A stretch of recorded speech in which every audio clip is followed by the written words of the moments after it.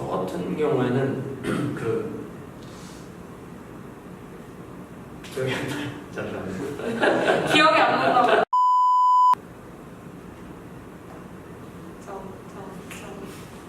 진짜 기억이 안 나요. 안녕하세요. 이화여자대학교 국제사무학과에 학생부 종합 전형으로 최종 합격한 18학번 황인경이라고 합니다. 안녕하세요. 고려대학교 경제학과에 학생부 종합 고교 추천 2 전형으로 합격한 18학번 윤석현이라고 합니다. 자기소개서를 언제부터 쓰기 시작했나요?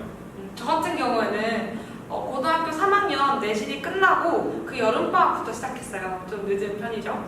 그때 많이 쓰지 않나요? 아 진짜요? 네. 다른 친구들 보니까 고등학교 2학년 때부터 썼던 친구들도 있고 또 빠르면 1학년 겨울방학 때부터 시작한 친구들도 있더라고요. 그럼 제가 그 빠른 소리를 들었는데 저는 3학년 1학기 중간고사 끝나고 그때 초안을 쓰기 시작해서 본격적으로 쓴 거는 6월 모의고사랑 1학기 기말고사 보고 여름방학 시작할 즈음에 썼던 것 같아요. 자기소개서를 쓸 때 가장 어려웠던 항목은 어떤 것이 있나요? 저 같은 경우에는 이번 항목이 제일 어려웠던 것 같아요. 제 자랑은 아니지만 제 생기 후에 쓸 글감들이 너무 많아서 어떤 소재를 선택해야 되는지 그걸 정하는 게 제일 힘들었던 것 같습니다.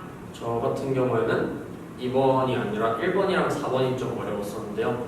4번 같은 경우에는 서울대랑 고려대 연세대가 다른 4번을 적용을 하고 있기 때문에 두 개를 어떻게 나눠서 다르게 쓸까에 대한 고민이 많았었고 1번 항목과 같은 경우에는 공부한 경험을 쓰라고 하는 게 약간 너무 막연하다는 생각이 들어서 좀 어려웠던 것 같았습니다. 글자 수 제한이라는 것이 발목을 잡진 않았나요? 저 같은 경우에는 2번 항목에서 1500자를 쓰라고 하잖아요. 근데 제가 딱 초안을 썼는데 2300자가 2600자가 나온 거예요. 그래서 그 1000자 가까이 되는 분량을 어떻게 줄여야 되나 생각을 해봤었는데 그때 이제 제가 쓴 방법은 제가 꼭 이번에 담고 싶은 항목이 뭔가 한 3-4가지를 생각을 해보고 그거에 맞춰서 미사역과 사족들을 최대한 줄여나가는 방법으로 분량을 맞췄습니다. 저는 3번 문항이 1000자를 채워야 되잖아요. 근데 제가 처음 초안을 썼을 때가 600자밖에 안 됐었어요. 근데 저는 그 600자밖에 안 되는 글을 필요 없는 표현들을 덧붙여서 글을 늘리기보다는 또 다른 소재를 또 가지고 와가지고 총 2단락으로 나누어서 글을 썼던 것 같아요. 자기소개서를 쓰면서 가장 강조한 내용은 어떤 것이 있나요?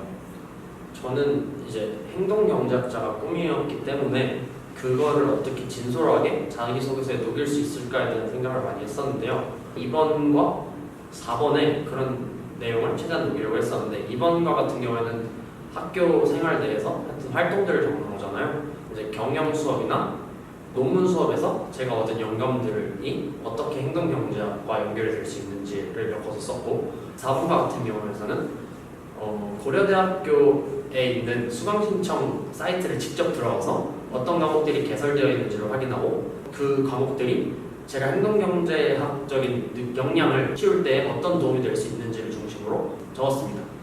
저 같은 경우에는 제가 그 학교에 정말 너무 오래전부터 가고 싶었다라는 것을 어필하려고 노력을 많이 했어요.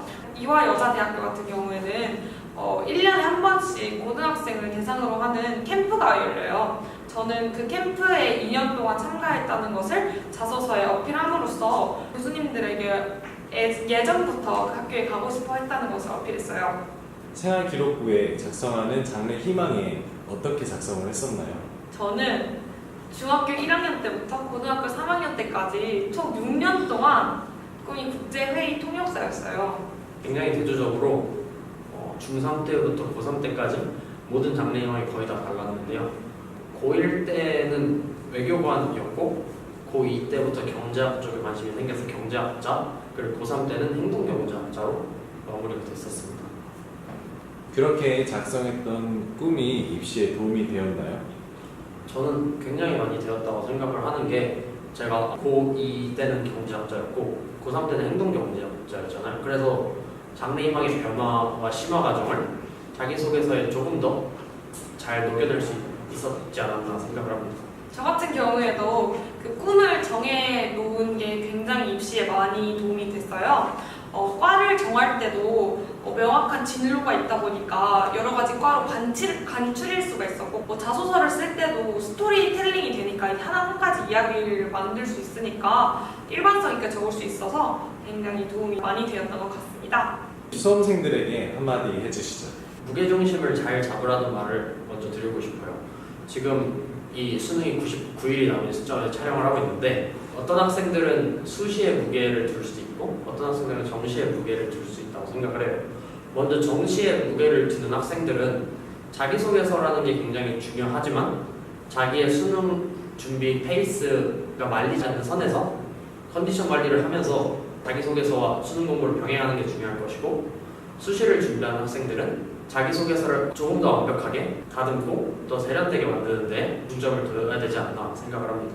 저는 포기하지 말라는 말을 하고 싶어요. 제 주변에 고3 친구들 보면 벌써부터 모의고사 성적 하나에 1위, 1비 하는 친구들이 많거든요. 벌써부터 수능을 포기하는 친구들이 많은데 제가 입시를 한번 해봤잖아요. 여러분들보다 먼저 1년 먼저 해봤는데 끝까지 포기하지 않고 달려가는 친구들이 결국에는 대학에 합격을 하더라고요. 그래서 여러분들도 포기하지 말고 끝까지 열심히 하셨으면 좋겠습니다. 화이팅!